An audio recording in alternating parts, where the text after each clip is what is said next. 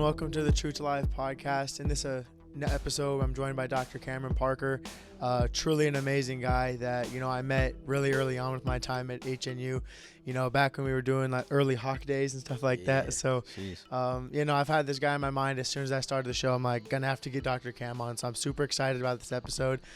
Just to get started, would you mind just introducing yourself to the audience, your name, a little bit about yourself and things of that nature? Absolutely. Yeah. Dr. Cameron Parker right now at Holy Names University. Assistant dean here. Also, some may know me as an artist, creative, goes by the name of Cashcampain. Yep. Another alias is Mr. Meet Your Parents. I'll tell you about that once we get into the interview. All right, let's go. But singer, songwriter, creative, published poet. That's something I'm really proud of because I never thought I'd be able to say that. And excited to be here, man. Excited to be here. Former college athlete. We'll talk about that. Passion for higher education, all that good stuff, man. Yeah, so just to get started, can you talk about your experience as a walk-on at Dominican? Because I know a lot of athletes, especially now, it's tougher to get, for sure offers and stuff like that because of the current climate. So just talk about how you walked on at Dominican and what that was like, kind of how that was an uphill battle for you. Yeah, man. It was a long journey. It was unexpected because really, so my high school team was really good, Valley High School in Sacramento, California. So another one from Sac 916. Yeah, you know what I'm saying? Hey. Sacramento Proud, like the Beam team, you know what I'm saying? So, so my high school team was really good. For it to be a public high school where it was located, I really feel like now looking back, I realize and appreciate how special it was because when I played with that group of guys starting in 8th grade, we had an 8th and 7th grade team. And we actually went undefeated and won the city championship, and we got free tickets to the Kings game. That's amazing. And so, that was like a big deal. I didn't even care that we won the championship. I was like, we could go to the Kings game for free. So, but when we were seniors and juniors in high school, it was basically the same team. And so we won a Sac Kings section championship.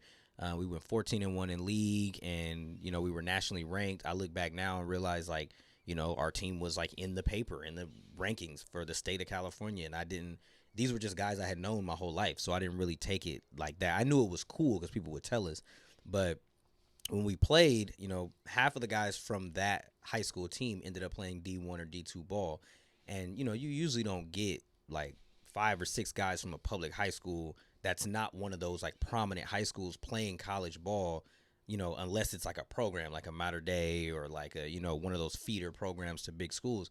And so at that time, I didn't really understand, that's pretty powerful. You played on a really good team. They haven't won a championship since I graduated. So, but when I graduated and I finished, I was like, I'm just focused on college. That's I just want to go to college. I'm not thinking about playing. I was going to hoop, but I wasn't thinking about playing for the school.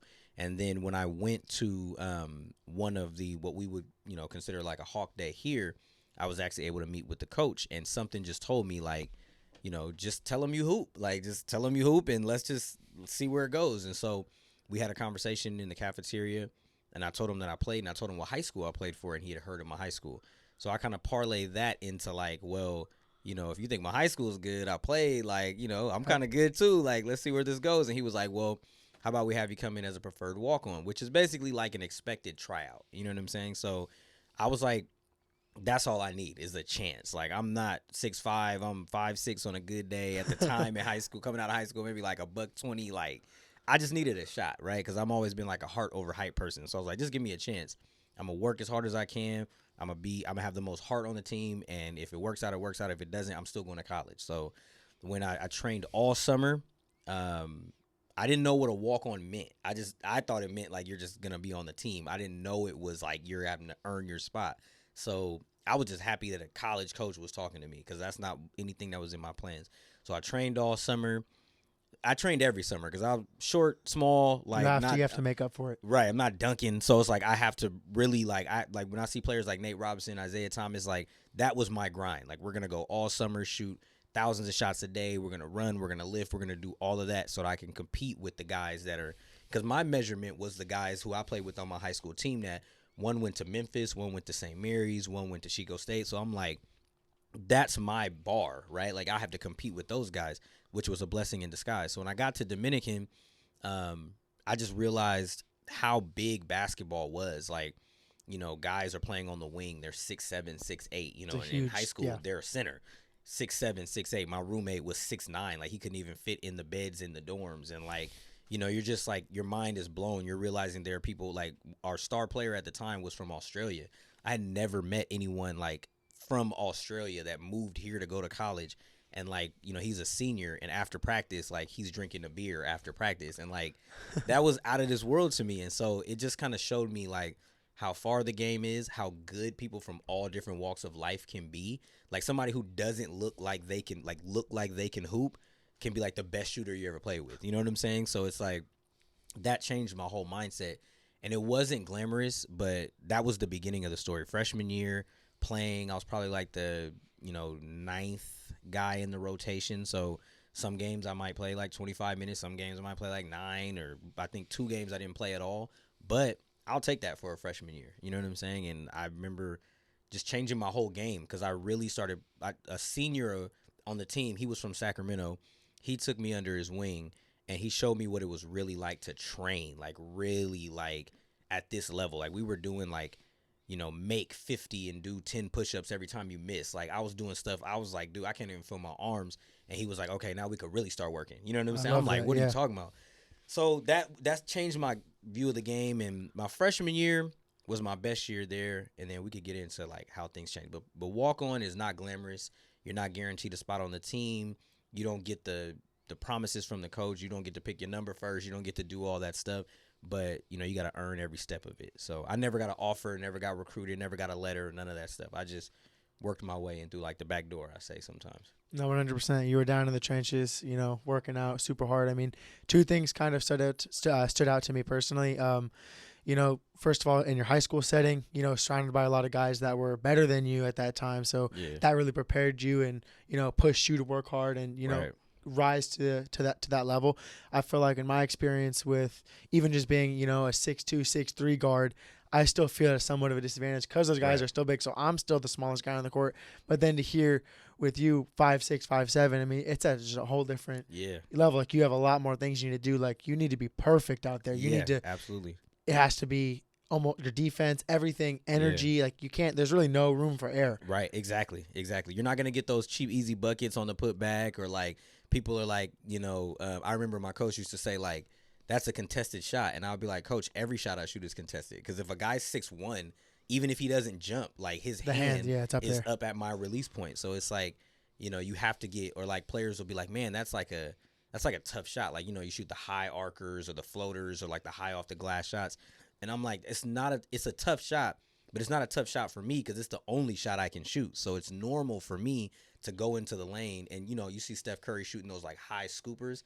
It's like, I've been shooting those since, like, high school, because that's the only shot I'm getting off if I'm not, like, at the rim challenging, like, Russell Westbrook, right? So you have to get really creative. Exactly. So, I had to, but I love that. I love the challenge of it. And, like, you're right. There's a lot less room for error, because when you're smaller, I think we're all human beings. So there's a perception that, like, you see this small guy on the floor. It's like, if I'm a coach, and I'm just being honest, if I'm a coach and I'm looking at a 5'7" guard or a 6'1" guard, basketball wise, the 6'1" guard makes more sense to me. For sure. Right? Because he's still not, like, oversized, but he's a competitive size for maybe what level we're at.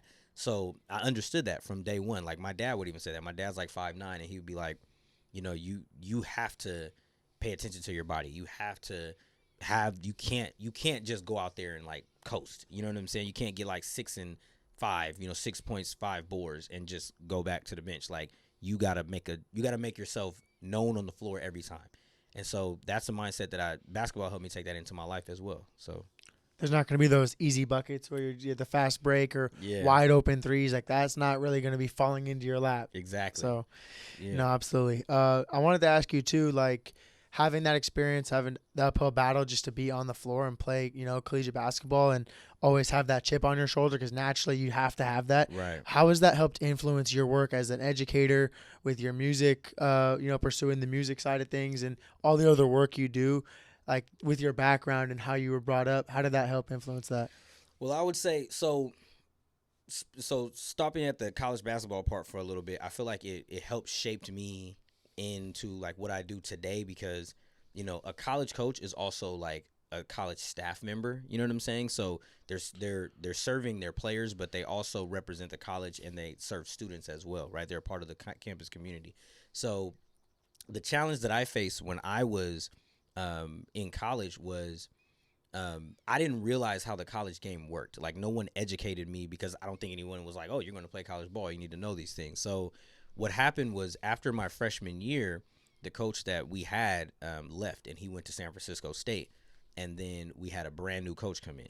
And I had never experienced that, like, a coach changing while you're at the same level. Like, yeah, you know, when you're a freshman, you have your freshman coach, then you go to varsity, there's a varsity coach. Like, that's the change. But they're all a part of the school. But I had never just experienced, like, you're coming back to the same team and it's just a different coach. And I didn't know what that meant in college. Like, I had to deal with politics in basketball that I never dealt with before. Like, I didn't know at the time. I was 19 when this happened. So I didn't know that a coach will bring in recruits from their other recruiting class that they're trying to bring to your school. They'll recruit over you. Like, just because you're the guy coming back next year, if they want a different type of point guard, or they want a different type of, you know, forward or whatever, they want to open up the game, get some shooters, they'll just recruit over you. And you might have played 20 minutes last year, but then you come in next year, you're playing It all changes. It all changes. And so it was tough. And the coach that I dealt with was, you know, I won't say his name, but he was just not, in my opinion, he was not a good coach, in that he was not a player's coach. Like, he was more focused on what his mission and his goal was. And he didn't understand that, like, you have players that are coming from all over the world, all over the country, and they're coming to this school, and they're coming because they believe in you. Like, that's why they're coming. They're not just coming because they just would have came here regardless. They're coming because they want to continue their basketball career. They looked at a bunch of different schools, and this is a school they felt like they could have the best chance at, to get a degree, to play ball, to do all that stuff. And you're really vulnerable when you're that age. When you're 18, 19, 20, you're looking at this grown man who's a leader of the team. That's a huge thing. And so I felt like myself, other players that I played with that transferred to other schools and all that stuff, I felt like he didn't take care of us. Like, he didn't get to know us. He called me the wrong name, like, for 2 years. Like, he just called me, like, not like, oh, I said this name, but I'm, like, correcting myself. Like, he would just call me, like, John, get over here right now. So he just didn't even care at all. He didn't care at all. Like, he was just running the program and not, like, caring about the people, right?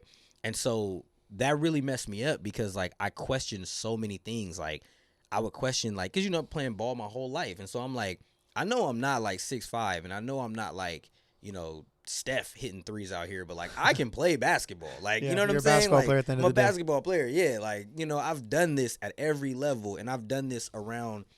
I remember one time he asked me straight up to my face, like, he asked me, he was like, do you think you can play on this team? This was like 2 years of him being, us, like, knowing each other. He was like, do you think you can play on this team? And we were, like, kind of getting into, like, we were in his office. We were getting into, like, a heated discussion. This is the last time we ever, like, actually had a player to coach meeting. And I was like, honestly, I think that my high school team senior year could compete with this team. Because I'm saying that, like, knowing that, like, I'm watching my former players on, like, the NCAA tournament. I'm like, what? Like, we played in the same conference with this guy named DeMarcus Nelson, who you might have heard of. He played at Duke, and then he played for the Warriors. He was in our conference. He played at Sheldon High School. I'm like, we beat them. Like, you know what I'm saying? Like, this is like, yeah. You know what I'm saying? And so I'm like, okay, like, but I felt like I responded like that because he was disrespectful. What I take from all of that is, now working in a college environment, I understand how serious it is when people, like, uproot their whole lives to come somewhere, right? Like, it's important that they understand, like, I may not know every student personally. I may not know everyone. And I take that into music as well. I take that into my personal life. Like, I may not know you personally. We might not be best friends, but, like, everyone deserves a level of respect as a human being.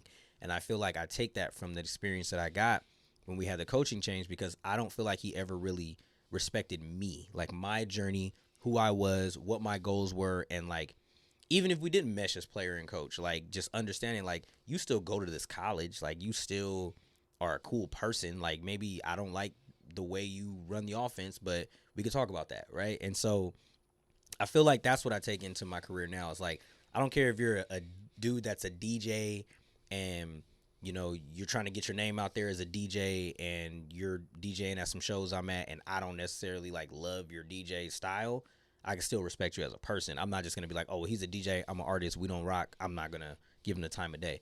And so I think that experience, like coming through college basketball and being in college at the time, like I take it into my life because I know what that can do to a person and people. Because it wasn't just me.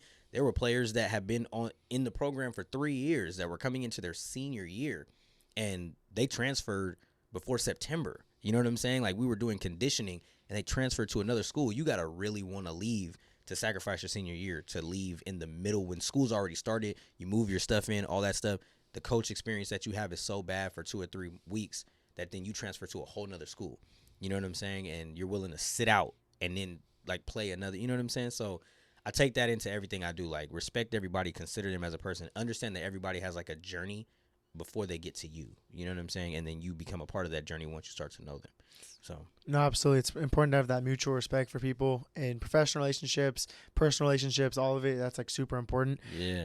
Another thing I wanted to circle back on was what you were talking about in the beginning about coaching turnover. Yeah. I mean, thinking back to my experience as a redshirt this year, like coming in, Coach Ed recruited me to come here to Holy Names, and then getting here and then hearing that he got the job over at Cal Poly, which is a better opportunity, of course, I understand. But then, Coach Covell, so we had him this year, and then halfway through the year, school shutting down. So it's like now I'm going to be with a new coach next year. So now I've almost been told about 3 coaches in over a year. It's like a lot of turnover, and I'm someone that likes the stability and stuff like that, of like a routine and things that are consistent.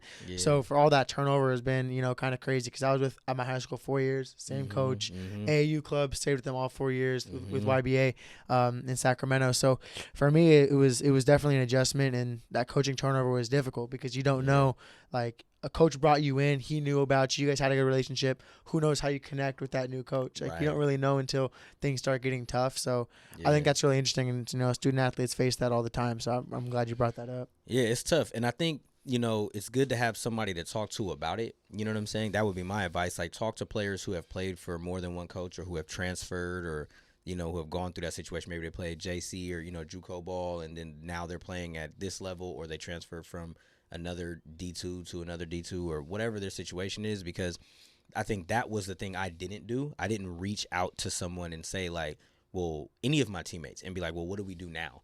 You know what I'm saying? Like, I didn't think, like, okay, I just thought, okay, the new coach is coming in, and me being naive, I'm like, well, he's going to keep running things and do some new things, but like the rotation is kind of, we already doing what we're doing. Like, we actually had won the conference tournament the year before. So I'm like, we're not like slacking. You know what I'm saying? Like, we have a good team coming back.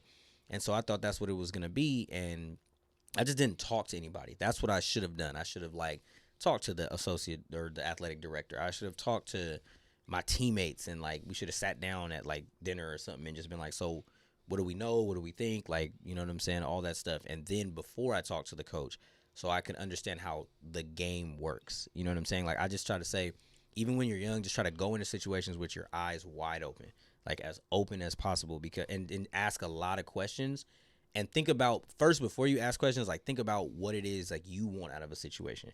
Try to find the best situation for you, because you don't know, like with this year, we don't know how long it's going to last, right? So, better to go to a school and be like, well, at least I know no matter what happens, like if that coach leaves after this year, if I'm going there, I'm getting minutes, I'm getting opportunity, then whatever happens next year, at least I got this year, I got opportunity, I got better, I got connections, like, you know what I'm saying? Something like that. So just ask a lot of questions, going with your eyes wide open. So this is a reoccurring theme of the show. I'm not sure if you listen, but this is all about asking for help, finding people, talking. Almost every single guest we've had has brought that up as something very important to do, whether you're struggling with things on and off of your sports and schools. Find people to talk to, reach out. Like, there are people that are willing to help. So, seeing that as a reoccurring theme is really important. Don't be scared to ask questions and find people, because there are people that really want to support you and be there for you. So I'm glad you highlighted that. I wanted to segue and talk about, your work on the academic side here at school. So what have you found to be, things that help with student success in school? Man, I would say one of the main things is like having an understanding of why like a student is here, right? Like I have best friends in college that are still my best friends now, and their reason for going to Dominican was like to hoop. And it's like, well, that's great, but like, what if you like, you know, tear something and you're out for the whole year?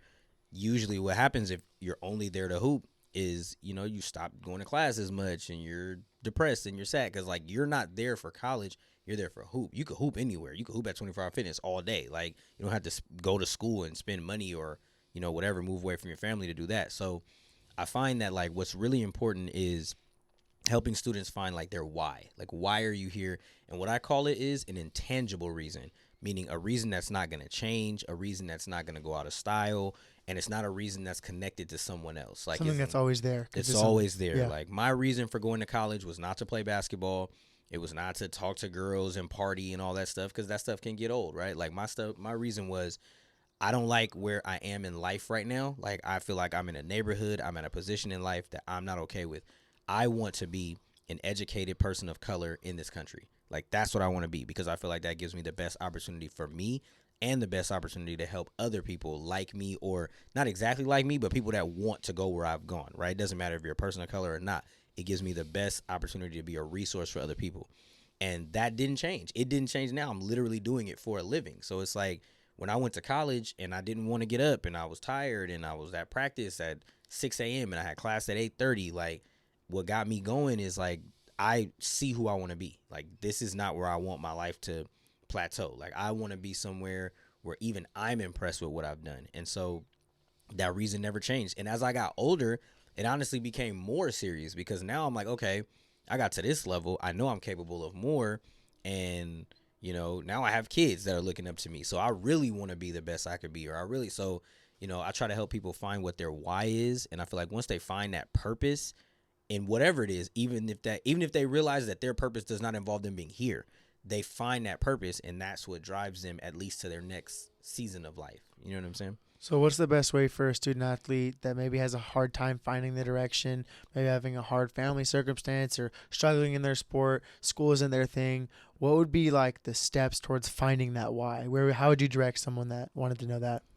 I think you have to explore yourself. For an athlete specifically, I would say explore yourself outside of your sport. Like, keep playing your sport. Don't like be like, all right, coach, I'm quitting. I got to explore myself. But like, explore yourself outside of your sport, because the way that I found that I had a passion for, because I've always been a creative. My dad's a creative. He's a writer, actor, producer, all that stuff. A play producer, not like a runs in the family. Yeah, exactly. Yeah, like my dad has done shows all over the world and all that stuff. The way that I found my passion for music was my sophomore year. We had the new coach come in, and I went from playing to redshirting, which is like not usually common unless you get hurt or you transfer. So I go from like playing, traveling, doing all that to like now I'm a no travel redshirt. Wait, so you redshirted in between years? Yeah, I redshirted in between years. That's how crazy the situation was. Like when the coaching. Yeah, no, that's a lot. That's a tough adjustment, like mental wise. Right. Yeah. Like I'm seriously playing like 15 to 20 minutes a game as a freshman, which is like a huge blessing. That's great. And then I'm going to like having a meeting with the coach to be like, yeah, you're like gonna redshirt this year. And it's like, I knew what a redshirt was. What I knew about a redshirt was that if you transfer, you got a redshirt. If you get hurt, you redshirt to save a year. That's what I knew. Mm-hmm. So I was like, why am I saving a year? Like, I'm graduating in 4 years. So I'm like literally just not going to play my sophomore year. Like, and I was like, well, maybe I can play in grad school, because I ended up going there for grad school anyway. So I was like, okay, I still wasn't happy about it. But to get back to the point I was trying to make is that I had more time. Like the team's traveling, I'm here. The team's traveling, I can go home for break, and the team's traveling, I can be at home for break and come back different times. And while I was gone, I ended up going over one of my friend of a friend's house, and he had a recording studio set up in his like extra bedroom. It was super just regular janky, you know, trial versions of all the softwares, and one mic in his closet, like taped to the shoe rack, like hanging down. And he was like, y'all want to make a song? And I was like, I guess, because I could sing. And one of my friend, he was my roommate at Dominican, and we was both from SAC, and he was like, yeah, he could sing. He was like, oh, bro, I'll make a beat right now. So he was like making this beat. It was just hecka random. And then we was just sitting up in there, and it was like, y'all want to make something to this? And he made the beat in like 30 minutes. And he was like, y'all want to make something to this? And I was like, I guess. We're not doing nothing else. I literally don't have nowhere to be like tonight. And so I ended up writing a verse, writing a hook.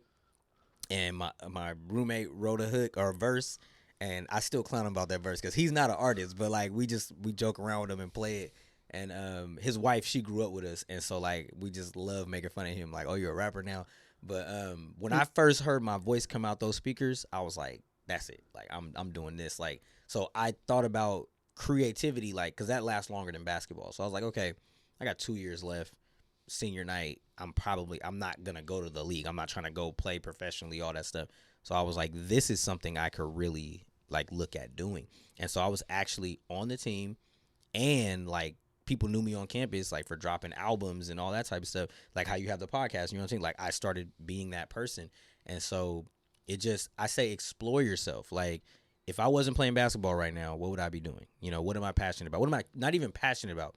What am I curious about? Because then you can find a passion in that. Like maybe you're just curious about cars, and then you just start checking that out, and then you do that while you're still playing basketball, or, you know, and then it lasts longer than hoop most times. Is this original song that was recorded, is that still out anywhere? Is there any way we can listen to that? That song's not out, bro. That song is on a CD. It's not even on the internet, and I'm so happy it is not. Like, it is so, like, it's hella raunchy. Like, it has no business. We were talking about stuff that we hadn't even done. Like, we were talking about popping bottles of Patron and Ciroc, and we were broke college students. We could not afford Patron. Like, we were drinking, like, Bacardi. But like we were just like, yeah, I got Patron in a like in a penthouse. Like we were just whatever. We were saying anything. And like my dad first heard it. And I appreciate my dad for this, because like now I cringe with what I was saying in the song, and my dad listened to it. He didn't shoot me down. He didn't shut me down. He was like, this is a good song. He was like, just make sure you remember that your words have power. And that's all he said. He was like, this is a good song. He was like, you know, keep it up, but just remember, you know, your words have power. And I was like, okay, he didn't say it was bad, so it gave me confidence.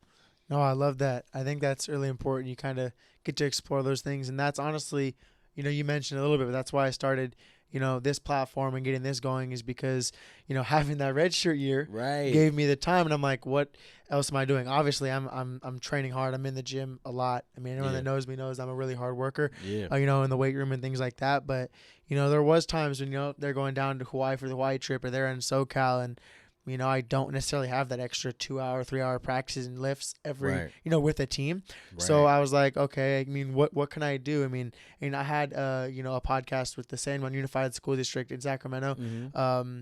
You know, and that kind of, you know, I explored that a little bit there, and, you know, it turned out that I actually enjoy doing this, and like having conversations and hearing, you know, about other people, but also, you know, helping student athletes, something I'm really passionate about. And, you know, as a student athlete, I really feel like I could make an impact in that way. So I think it's important to explore your passions and things like that. So I think that's absolutely important. I love that you touched on that. I'll give you a shout out, man. I have seen you working in the gym, grinding. Like, you know, when you're a hooper, you know what it looks like when other hoopers really put in that like extra work.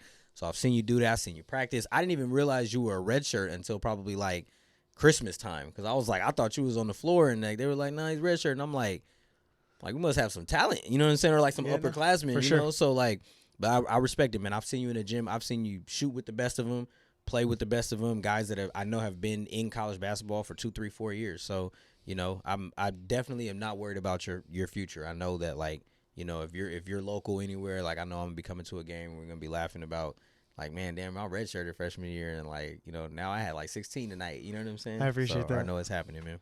Absolutely. So I mean, you are clearly someone that is very busy, balances the family life, work life, creative life. You know, reoccurring theme on the show is also time management, how to balance, you know, busy work schedules. So I wanted you to kind of touch on what are the tools and things that you use to foster your success in that way. Man, I would say planning. Like my mom raised me. She said, you know, if you fail to plan, then you plan to fail. I love that quote. She would always say that all the time since I was a kid.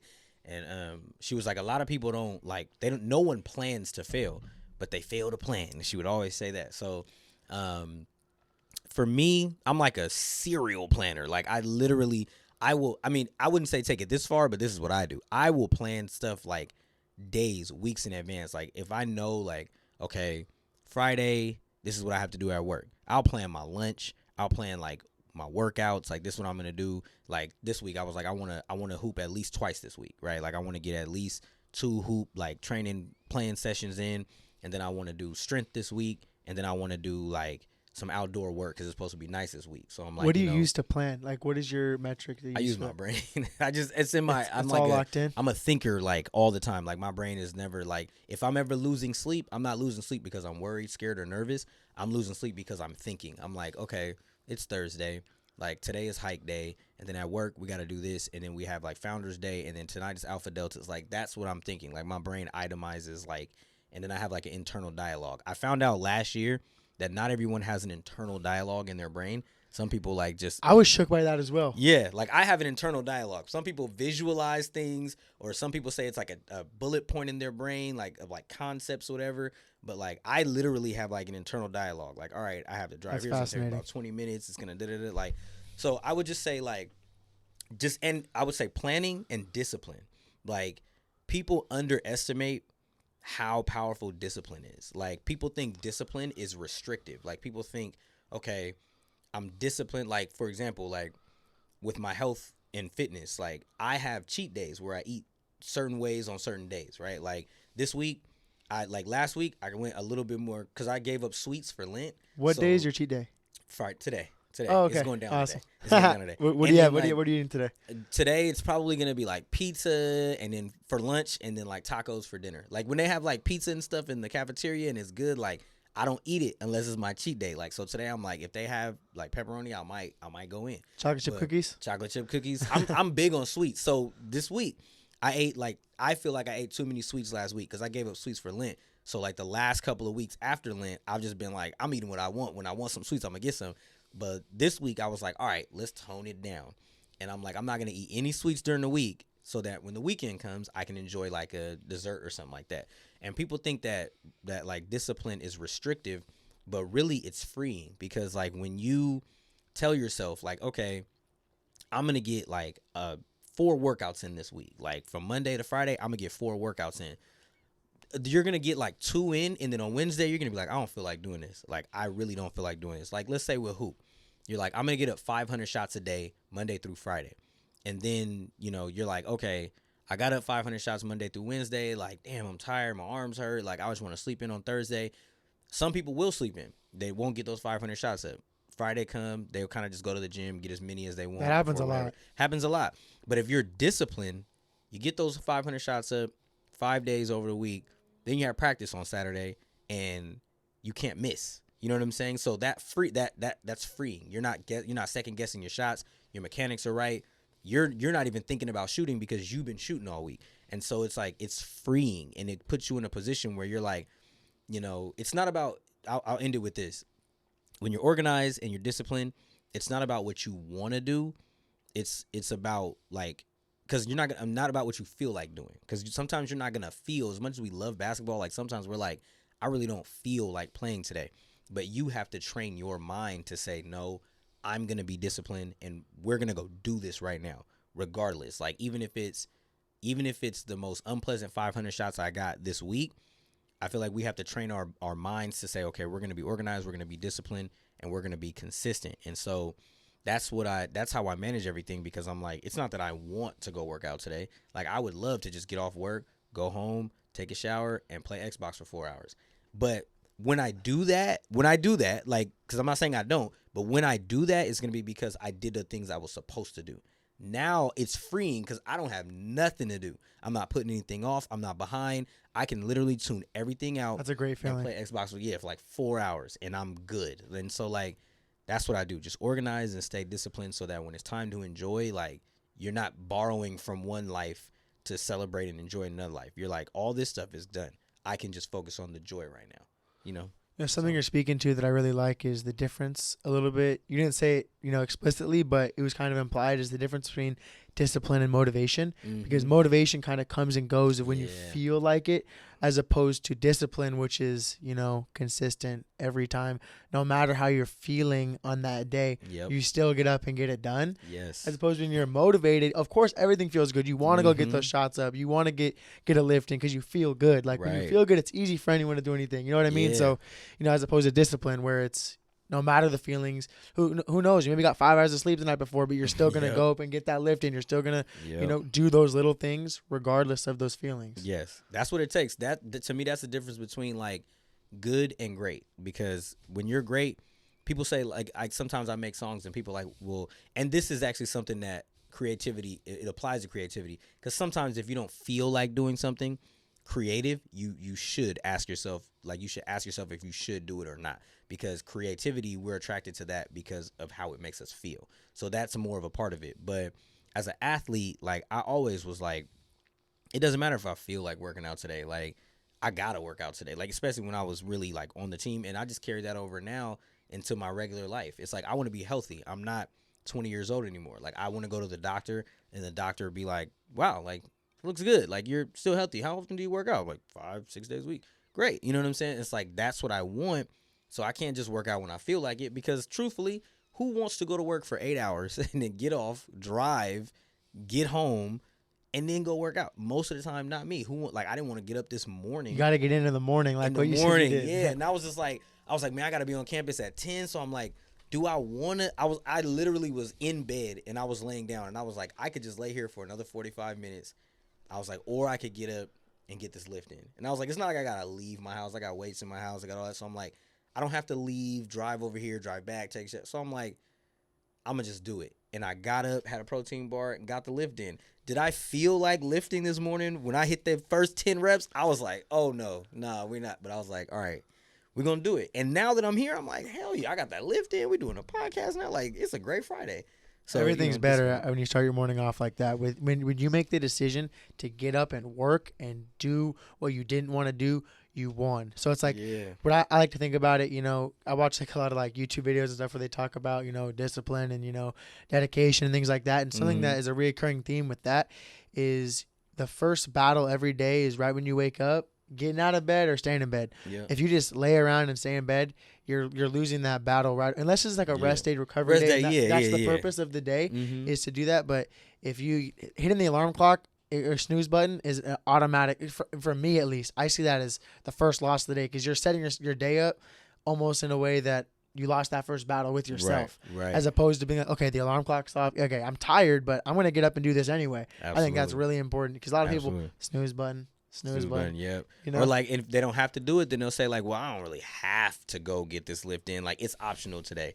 It's like, nah, like, there's a lot of other people that you're going to go up against that it's not optional to them. They're like, exactly. I'm getting it in. Like, you know what I'm saying? And I was just watching something online. Gilbert Arenas was saying that. He was like, a lot of NBA players today are resting. Like, they have off days. They have rest days. He was like, I didn't have off days because I was like, yo, I got to play Kobe tomorrow. Like, I can't just go home and chill today. Like, I might not go hard, like, you know what I'm saying, 100%. But, like, I gotta, if I felt like my conditioning was off on Monday, Tuesday, I'm doing some conditioning work. You know what I'm saying? Like, I'm not like, oh, I'll rest, get some treatment, then we go travel on Thursday. He was like, nah, like, I'm working. You know what I'm saying? And so that I understand, like, that's how I feel. You do have to have those rest days, though. So, like, absolutely. I feel like that's what I did not tell myself early in my life. Like, I was under that mentality of like, sleep is a cousin of death. I'll rest when I'm done. Like, all of that type of stuff. Kobe Bryant mentality. Exactly. What I realized, though, is like, you do have to like love on yourself, give yourself like some time, but put that work in so you can feel like you can rest guilt-free. You know what I'm saying? Like, when that guilt-free rest and recovery is great. It's like a whole nother blessing. You know, it's pure bliss almost, like knowing that you earned that day where you can recover. And I would still say, even on your rest day, still stretch, yoga, do something restorative, meditate, do those things. I'm a big advocate for meditation. You can listen to the solo pod episodes where I talk about meditation and stuff like that. So I think that's really important to earn that rest. I mean, absolutely. Look, that can be kind of controversial because, Katie, she was on the pod earlier. She talked about not being able to earn rest necessarily, but like you deserve being able to rest and recover. But to some extent, I feel like you have to put in some level of work. Just not resting every day. Right. At the end of the day, exactly. Don't rest every day. But as long as you're putting in the work, of course, you need to rest. Your body's priority, your mind, taking care of those things is super important. Yeah, I mean, I think we could put it this simple: you can't rest. You can't take a break if you're not working.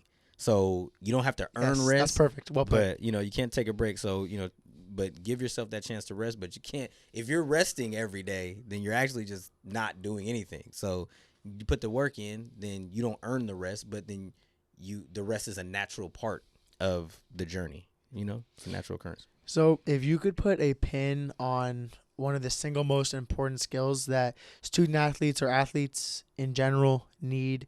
You know what? No, I think we're going to phrase it for student athletes because that's the primary focus of the show. So, Yeah. the single most important thing for student athlete success, what would be that one thing if you could pull one out? I would say, truthfully, I would say discipline. Like that would, if I had to just put one word, like one area of it, because if you're disciplined as an athlete in your sport, in the classroom, and like disciplined with yourself, then you'll be able to, I don't know how good you'll be because everybody's talent level is different, but you'll be in school, because I've seen a lot of athletes that are great on the floor be in and out of eligibility, either academically or because they're violating policy on campus, and then they have to be disciplined by their coach and the institution and all that stuff.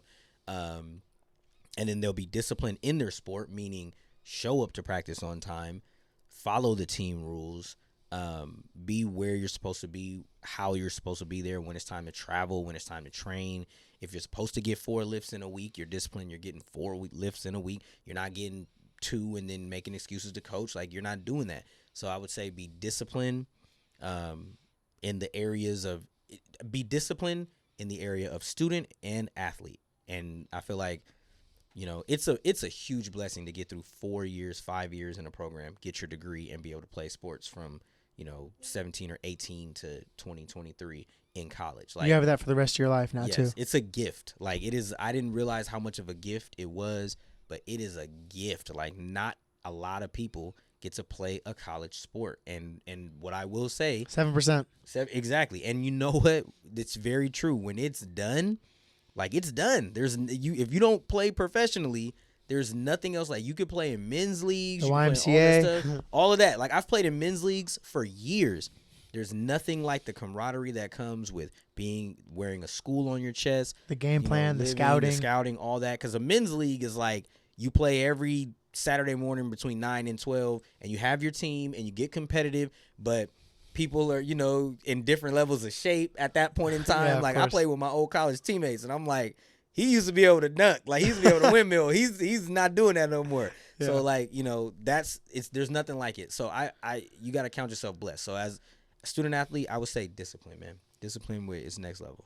So, I mean, another thing I want to add on to that would be consistency and showing up is half the battle. Just being available for your sport and being available, just being in the classroom, showing up to office hours. Availability is probably one of the best things you can offer to your program and to yourself as a student, is just being there and showing up. That's half the battle right there, is just being in the room.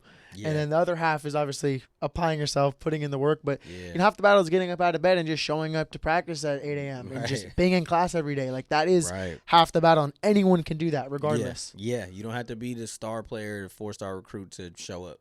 You don't. You just have to. You have to show up. You have to be responsible. I agree with that 100%. Yeah, so sure. I wanted to ask if you have a student success story that you wouldn't mind sharing that you were involved with, and how you helped them achieve their goals of what they were going through, if you're comfortable sharing. Man, let me think. That's a good one. I've been doing this for like 13 years, so I've had a lot of situations, man. Let's see, man.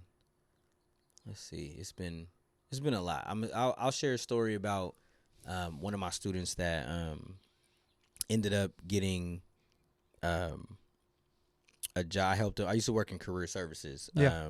That's where I got my start in higher ed. So I had a student that was in the audio program. I worked at a school where we did a bachelor's degrees in audio production. And so they were going to school, and our program at that school was 2.5 years for a bachelor's degree. It was accelerated. So there was no like summer break, it was like spring break, but there was no summer break. Christmas break was only like a week. Like, it was like you were just in school all year. And the student was super, like, he was valedictorian. But he started school. Usually at schools like that, where the programs are accelerated, you get students who either have gone to college before, but they got a degree in something they didn't care about, and now they want a degree in something they do, or they've gone to community college or a couple of years of college, dropped out, and they're trying to figure out what they want to do now. That's why the shorter program appeals to them. So this guy, he came out of school, graduated high school at 17, and he just knew he wanted to work in like audio, some sort of like digital production, entertainment. So he comes to campus like 17 and 3/4 years old, and he starts school. 2.5 year program means he graduates when he's like 20 and a half. So he has a bachelor's degree at 20 and a half. That's amazing. Right. But I'm also looking at him like it was my job to help students find jobs after school. And so I'm like, how the hell? Like, he's 20. Like, he's not even like a legal drinking age. And I'm trying to help him. And he was the valedictorian of the class. So I'm like, he's going to walk in and they're going to be like, this is a child. Like, he looked young. So I'm like, this dude's going to walk in. Every employer is going to be like, why are you sending me like a high school senior? Right. But I was like, determined, bro. Like, I was like determined to help this dude find a job. And I was just like, it shouldn't be a problem. He's a bachelor's degree graduated student. Like, they shouldn't turn him away. They can't turn him away because of his age. So there was a job at Apple, and it was an audio QA specialist, which is audio quality assurance specialist, which they look at all of and they like refine and look at and like increase the quality on like all the audio stuff that Apple uses, all the stuff on their platforms, their apps, all of that stuff. And I think the job started at like $78,000 a year, which for somebody that's 20, starting at 20, and this was in like the 2010s. This was not like now. This was like 78,000 10 years ago is like 92,000 now, right? So I was like, I don't know how I'm gonna help him get this job, but I did know a recruiter at Apple, and I'm talking to this woman, and I'm like, just give him a shot, just interview him, because he's a good dude. He's super intelligent. Get some interview. He's like, okay, first interview went good. He's like, I'm gonna interview for the second round of interviews. And this was when they had just a few years maybe open like the Apple whatever campus, that Apple big Park. thing. Yeah, that big Apple facility in Cupertino, wherever it is, where you can like live there and do all of this stuff. And I'm like, okay, go ahead, man. Like, just, keep your confidence, whatever. I'm coaching them. We're doing like the whole mock interview coaching thing, whatever. And then he calls me and he's like, yo, I got the job. He was like, I got a job at Apple, man. I'm like 20. I got a job at Apple. Like, he was like, all of my friends from high school are still in college. Because he graduated at 20. That's like your sophomore year. His friends still got like 2 more years of college. And he's working at Apple, making almost $80,000 a year. And like a mid-level job, not like an entry level. This is like mid-level. People with 4 or 5 years of experience get this job in the industry, 4 or 5 years. And I'm just like, couldn't believe it. And like, I talked to him a year later.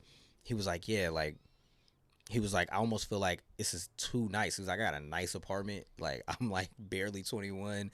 Like, I'm working at Apple. Like, he was like, where do I go from here?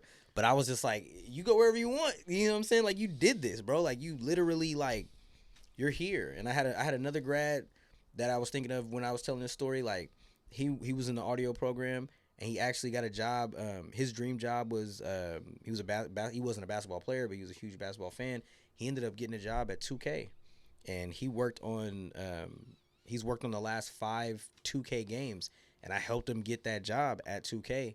And like, he was just like, dude, this is like a dream. Like, I'm literally working on the game that I've been playing my whole life. Wow. And he brought me a leather 1-of-1 2K, like they only made 50, so it was 50, 1 of 50 leather 2K like release day backpacks. He brought it up to the campus and gave it to me, and he gave me like all the 2Ks that he had worked on except for the new one, because they couldn't give those out. And I was like, I appreciate the backpack, but I was like, I already got these 2Ks, but I was like, but I appreciate them, and like, but it's just like stuff like that, just helping grads like get over the hump of, because there were people in my college career that helped me. Like, they literally, if they would not have been there, I don't know where I would have gone or what decisions I would have made. And they checked me. I have mentors to this day. When I go back to campus for events and I see them, I still feel like I'm 19 and I'm just like not educated and I'm just trying to figure my life out. And when they call me like Dr. Parker, it's embarrassing, because I'm like, yo, like, I fell asleep in your class one time, and you know what I'm saying? Like, I remember that moment, and like, so, but that's why I do it. Like that, those things, I work in higher ed for that reason. Absolutely. Makes it all worth it. Yeah. Not for the title, not for anything other than helping people become their best self. Like, that's what I told myself I wanted to do. And it's been over a decade, and I'm doing that, man. And it'll never get old. That's amazing. No, I really appreciate you sharing those stories. Those are great for anyone listening. That's wonderful. Just advocating for students that you know personally. Getting them in those positions. Yeah, that's amazing. Making dreams come true. That's awesome. Yeah. So as we're kind of coming to a close, before diving into the quick hitters, as two people from Sacramento, how are you feeling about the Kings right now? Yo, I am I can't even say without smiling, bro. Like I have not. The Kings were good. I'm gonna date myself with this, but like the Kings were good when I was in high school. I was 2 years old. Right? I know. I was in high school. The Kings were good. My junior year, we were also good my junior year, and we actually had a pep rally before one of our games, and that day, Peja, Doug Christie, Mike Bibby, and Hito Turgaloo came to our high school for the pep rally. Swear. And that was when they were good. That would be like De'Aaron Fox, Malik Monk, and DeMonte like coming to a high school in Sac. So it would be crazy. It would be crazy. It was lit. Like I was like, yo, we're really a good high school. Like they really came. And so but that was it. I remember I was watching at my aunt's house in Oakland, watching the game where Robert Horry hit that 3-pointer in the Western Conference Final. Dagger. I watched it. Like I literally was like, I was there with my two friends, and I was just like Kobe drove right wing, and I was just like, I have a bad feeling like right now. And they were like, no, it's up. Because when he missed, they were like, it's up. We going to the finals. Like, because we would have been up 3-2. He's like, we're going to the finals. And I was like, nah, man, I got a bad feeling. And as I said that, ball gets tipped out, or he steps into that 3. And then my friends are screaming, that's off. Cash game. I was just like, that broke my heart. Like, I will never forget that feeling. And then from there, I just feel like it just went down. Like, Weber got hurt. 16 long years. And it was, dude. 17. From the time I was in college, my sophomore year, till now, they have not had a good season. And, like, that's my whole adult life, basically. And so, like, with them winning right now, like, I will say this, I'm not a fan of any NBA team, because NBA teams are just businesses. Like, I've had too many instances where, like, I've seen players, like, give their whole life to an organization. Just to get traded. And they get traded away. So I'm like, look, I'm a fan of players. I'm not a fan of teams. I'm a fan of players. So Steph Curry is one of my favorite players. Me too. I'm not a Warriors fan, but Steph Curry is one of my favorite players. I will say I love De'Aaron Fox because he's an aggressive lefty, and that was me all through my basketball career. And I love the fact that De'Aaron Fox and Malik Monk are college teammates that were giving out buckets in college, and like now they've brought that to the league. Like I love when college players get to play together and then go to the league. That's amazing. And really play together. And then Mike Brown is just an incredible coach. Like he won Coach of the Year when he was coaching Bron, and people thought that was just because he's coaching one of the best players in the league. But then he comes to Sacramento, and you can tell he's a good coach. You know what I'm saying? Like he changes the culture. Yeah. And what I love most right now is that I feel like, and I've always said this about Sac, the teams in the NBA are good when they build a culture, right? If you have a culture of losing, you're going to lose. But I feel like what I've seen from the Kings in the last like 2 years is that whatever ownership and then Mike Brown coming in, they were like, yo, we're going to start from scratch. We're going to build what makes us us. And when I saw the light the beam, I was like, that's what I'm talking about. Our rallying cry. Right. It has to be something that makes you like the Dubs is Dub Nation. Like that's what they say. It's like Dub Nation. We're, all together or whatever. They got the strength in numbers. They got the Warriors chant. Yeah, exactly. And I'm like, and I will always say like, well, what are the Kings going to do? Like the Kings can't just be a team that plays. Like you got to have a thing where, because when my generation, the Kings fan, it was the cowbells at Arco. Like that, I was there for the cowbell era at Arco, where it's like when you get people in there with all those white T-shirts and they're shaking those cowbells, like you could hear it on the TV broadcast. Like it was a big. It's coming deal. Back too now. You've seen the playoff games. It's loud. It's very loud. And so that's what I'm saying. It has to be like that. And so I feel like what they're doing now, regardless of how this series turns out, regardless of how this year ends or in success or the championship or not. This is like an example. Like you got to build on a culture. Like keep this culture, keep the team together. Like add pieces to it. Go out, get free agents. Keep Mike Brown in that seat. Don't just say, "Well, he did good. Imagine how else we could do if we got something." No, like keep him. Let him build that team. And I will say this though, I am not a Sacramento Kings fan. I'm a fan of my city. But if the Kings win the championship, it's a wrap. I'm going home.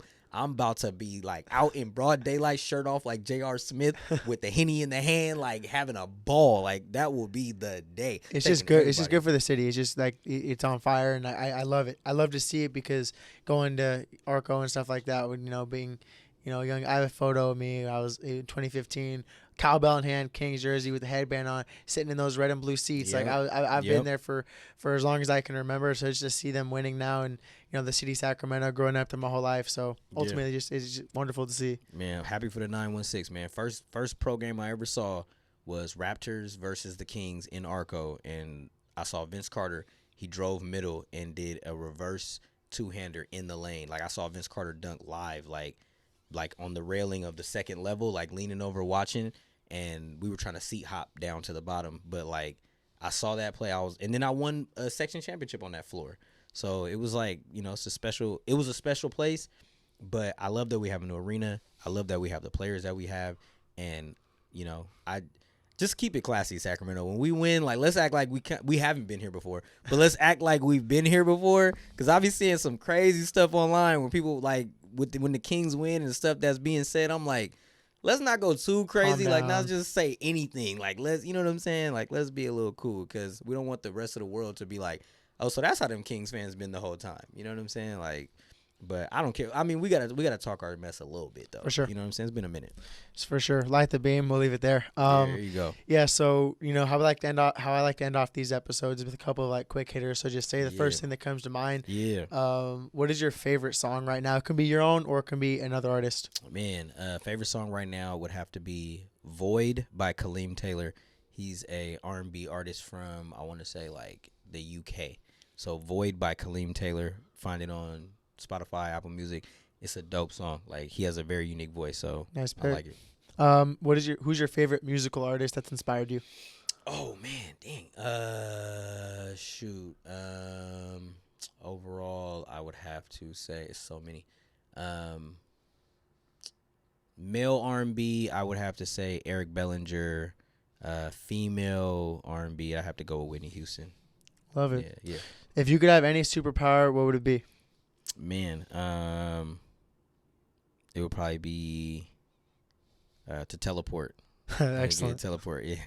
That's great. So again, I just wanted to thank you so much for, sitting down with me, taking the time. I appreciate it. Did you have any closing thoughts or any shout outs you wanted to give to people listening before we close? Man, I could always do shout outs. I got to ask you, who's your favorite Kings player of all time? All time? All-time Kings player. Honestly, I'm going to have to go Peja, only because, I just his play style, his shooting ability, things like that. Yeah. That's kind of where I fit in on most teams. So, watching, old Peja clips, he's definitely my guy. Yeah. I'm going to go with Jay Will. White chocolate. Love it. Revolutionary passer, and I can't believe that, like, I watched him play in his, like, prime and that he played for the Kings. Like, I didn't realize how, like, incredible that was. Let's see. Favorite hoop shoe of all time? Favorite hoop shoe of all time?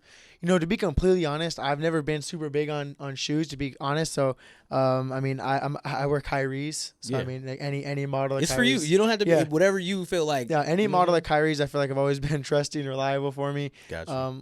The one time I wore Kobe's, I twisted my ankle, so I never wore Kobe's again. I rock the Kyrie's for sure. There you go. Yeah, I twisted my ankles in Jordans. I wore some 11s my junior year, and like I came down on a layup. It was a wrap. I never twisted my ankle that bad before. There's no ankle support in those in the 11s.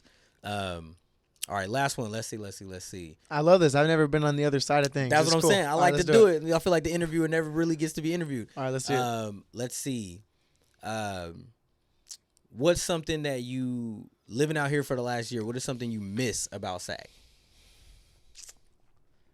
Honestly, the biggest thing I miss about SAC, and it's honestly because my family's there. Mm-hmm. So, to say family might be kind of a cheating answer, but just the environment that, SAC's provided me, it's, it's really spread out. Yeah. For people that have been to Sacramento, you can be all the way down in Rancho Cordova, but then, 30 minutes, 45 minutes. Then you're all the way down in like Roseville, Elk Grove, Placerville. You can get up close to like Tahoe, an hour and a half to Tahoe, hour and a half to Napa. Like get here an hour. So it's like Sacramento's like right in the middle. And honestly, that's like my favorite part about it is being there. There's all these places I can get to, and obviously like my family's there, and I'm super family oriented. So being around family, and that's where I developed my love for basketball and things like that. So Sac is just home. So yeah, I feel you, man. You know what I miss about Sac? I've lived out here since I was mostly since I was 18 when I came out of college. But what I miss about Sac are like wide streets, like where you can be in a residential neighborhood. Because like in the Bay, if you're in Oakland, like it's enough room for 2 cars and cars parked on the street. But like you gotta like pay attention to how like close you are.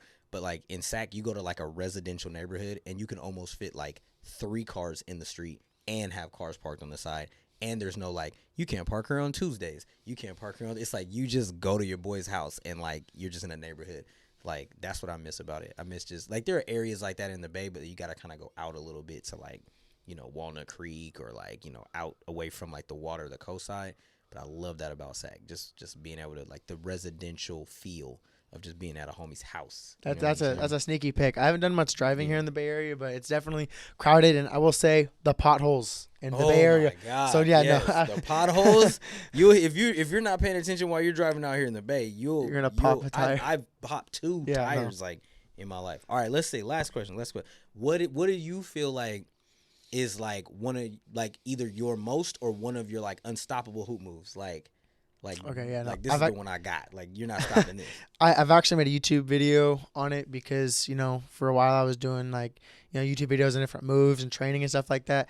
So essentially, you can check out the the YouTube page, but it's basically putting your body weight and the ball down almost in like a crossover down, and then carrying your body weight back to like create that space and then get the shot off. Essentially engaging your defender to pull them in. Hop backwards for the 3, and the best part about this move for me is I can do it from really deep, and because I get it's a rhythm play. Down, pull back, 3 gets me into my rhythm, and I practice it a lot, so I'm very comfortable when I get to that. Yeah, and then just catch and shoot 3s are lights out. There you go. That's the go. Yeah, awesome. I'm calling the floater. Like I feel like. The scoop? The floater, like the overhand, like extended floater off 2 feet. Okay, like that. I think who shoot Tony Parker made it famous. Mark Jackson when he was with the Pacers, and they played the Lakers in the 2000 finals. That was the first time I ever saw that shot, and I was like, "What was that? Like nobody's touching that." And so me and my dad went to the gym, and we just like practice that. I've hit floaters over like 5-star Big East Conference players. Like if you get that shot up and you get it up, there's like if you can control it on that high arc, I feel like the only person that I ever said could block my floater is Dwight Howard. Like that's it. Because you have to get it up high like that. No, it should go if you're shooting it over a big man, the shot should be over the backboard. Like while you're shooting, it should be higher than the backboard and drop down. And if you can get it off, like very few people can stop that. And like you don't have to be athletic to shoot it. And it's a cheat code if you're actually like James Harden shoots it and he's 6'5". I'm like, that's a cheat code. Like you literally can't block that shot. And then you can lob it too because you can just turn it into a lob in the air. So that I have to go with the floater for sure. I love that. Having an unguardable move is always necessary. You got to have one when you get to the next level. You got to have one. No, for sure. Well, that is a wrap for this episode with Dr. Cameron Parker, Cash Campaign. All of his links and everything are going to be available in the episode notes. So make sure to get tapped in with him. Check out his music. Check out everything that he's doing. It's been a great episode, our longest episode so far. And I think after listening to it, you can see why. A lot of great things to talk about. Super cool guy. You see why he had to, be on the show. So thank you so much for tuning in and listening. Please, reach out to @Nanik Tagore on Instagram or @True to Life Podcast if you have any questions or comments about the show. Thank you so much, and we'll be back here next time.